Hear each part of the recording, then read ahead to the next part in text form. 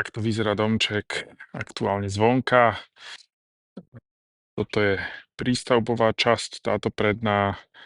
A teraz robím vnútrajšok. Mám rozložené OSBčky, tam ich pílim. Takto to aktuálne vyzerá v prístavbe vnútri. OSBčky, bum, tu už sú. Tým smerom bude prepojenie do domu. Na izoláciu za OSBčky sa bežne dáva ešte aj páro zábrana. Ja som ako tú páru zábranu použil vlastne len tie OSBčky perodrážkové, ktorých spoje sú presilikonované. Teda podľa toho, čo som konzultoval aj, tak podľa výrobcu tých membrán je to nedostatočné. Problém by mal byť, že tá vlhkosť sa tam môže dostať, ukladá sa potom do nejakej miery v izolácii a znižuje sa potom tepelná schopnosť tej izolácie o cca, tuším, že to vraveli 30% alebo tak.